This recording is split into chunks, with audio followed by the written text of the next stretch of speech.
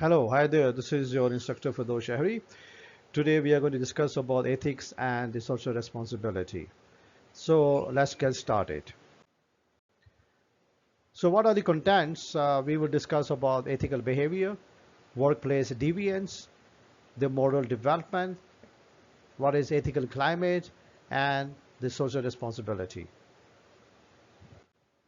So what is ethics? Ethics is the set of moral principles or values that defines what is right and what is wrong for a person or a group. It is also said to be the ethical behavior. Remember, ethics is a referred term. What is right in our culture may be wrong in other culture, and what is wrong in other culture may be right in our culture. So it depends upon the society, depends upon the demographics, depends upon the country, what is acceptable and what is not acceptable. So by contrast, what is unethical behavior? Unethical behavior, it includes cheating on an expense account, discriminating against co-workers, forging signatures, paying or accepting kickbacks or bribery, and looking other way around. So what are the unethical managerial behavior? Authority and power. Now, usually the managers, they have the authorities and they have the power. So the manager can engage in unethical behavior because they control the company resources. So they try to control their workers and subordinates.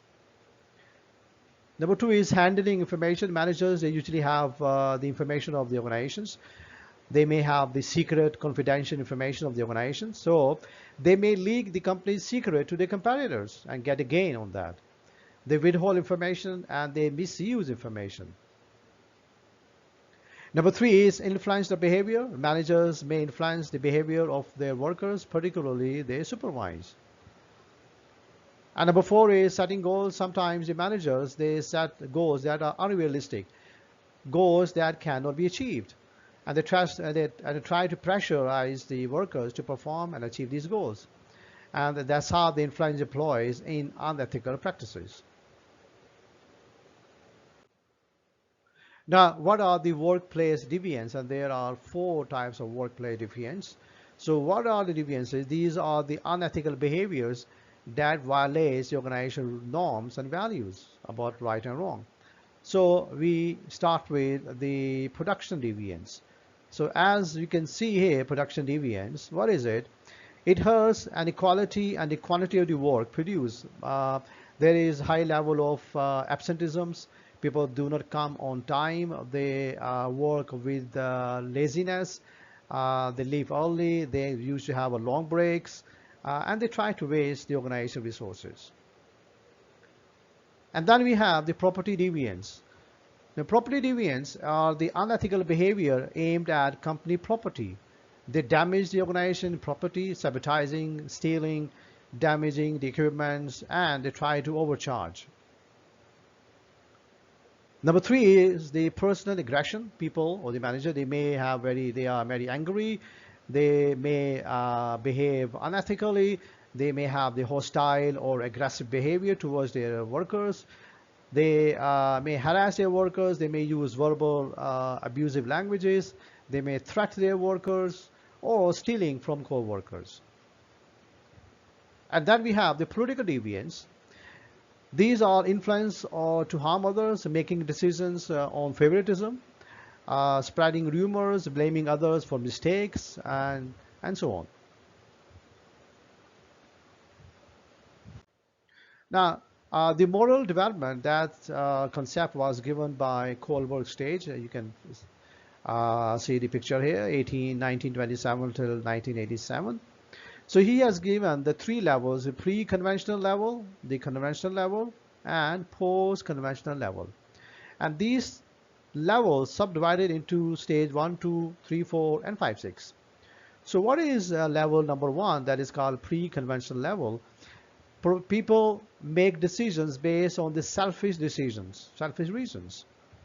So they just only think of themselves. They don't believe about others. So that is the pre-conventional. So what is stage number 1? The punishment and obedience orientation.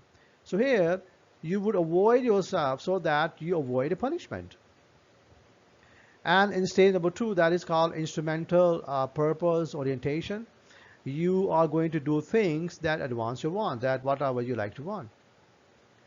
In stage number 2, that is called conventional level. So people are going to make decisions that conform to the societal norms and expectations. We are going to be engaged in those activities that are usually accepted by our society. So stage number 3, that is called the good boy and the nice girl. So what is a good boy and good girl? You normally do what the good boy or nice girl does. And stage number 4, the social order maintenance orientation. We try to do whatever the law permits. So we are going to do all those activities within the boundaries of the law.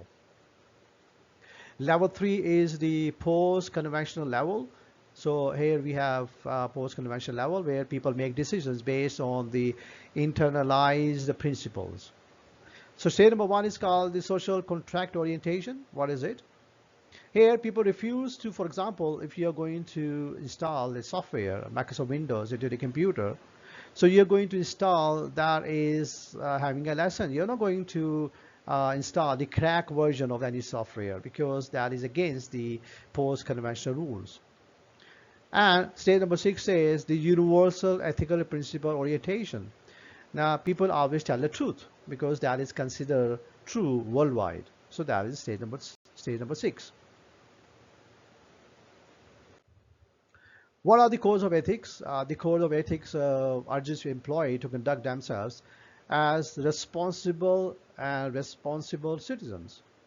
So there are two things that must happen if organizations encourage ethical decision making. Number one is the first one. The organization must communicate their code of ethics to their workers, both inside and outside the organization. It could be done to upload the guidelines on the websites, their code of conduct, and to the organization websites. And what is number 2? Organization must also develop practical ethical standards and procedures specific to company's line of business. When we use the term the practical ethical standards, the managers should act as role models. They must deal with all the code of ethics. So next comes ethics training. So training must be provided to the workers, to the employees to fulfill the following objectives. So there are 3 objectives. Number 1, the objective is to develop employees' awareness about ethics. This means helping employees recognize which issues are ethical, which issues are unethical, and what practices must be avoided. Second objective is to achieve the credibility with the employees. Not surprisingly, employees can hardly be suspicious of the management reasons for offering ethical trainings. The third one is objective is to teach employees a practical model of ethical decision making. And the best way is that the managers should act as role models. If the managers they are practicing ethical behavior, the workers will certainly follow their managers. Now here we have the social responsibilities. Now we can see this pyramid. We start with economic responsibility, then we have the legal responsibility, ethical responsibility, and at the top we have the philanthropic responsibilities. So what is economic responsibility? We are going to make a profit by producing a valid product or services. Everyone, we need money. Organizations, we work for organizations. So that organization, they can make money, they generate profit, they generate income for themselves and for their workers. Legal responsibility, organizations, they have to follow the rules and regulations given by the government. For example, in the US, under the 90s Act, the smell of the freshly baked bread is not legal because it doesn't give you a good smell. And then we have the ethical responsibility. It means we are not supposed to violate the accepted principles of right and wrong when conducting his businesses. And the next one is discretionary responsibility or philanthropic responsibility.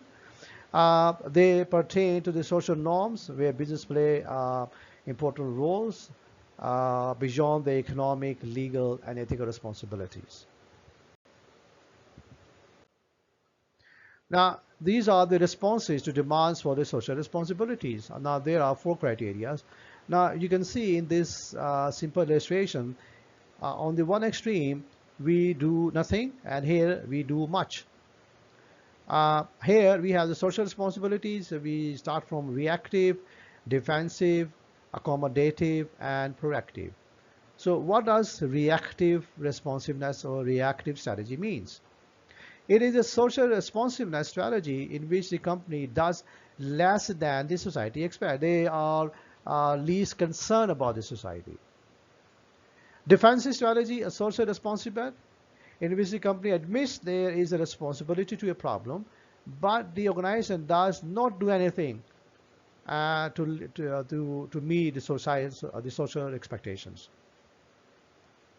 And then we have the accommodative strategy, which is a social responsiveness in which the company accepts the responsibility for a problem, and that is all that society expects to solve their problems. And then we have the last one that is called proactive strategy. It is a social responsiveness strategy in which the companies anticipate responsibility for a problem before it occurs, and they do more than the society expects. So according to many scholars, proactive strategy considered to be the more favorite one. I hope you enjoy my lecture. Thank you for listening.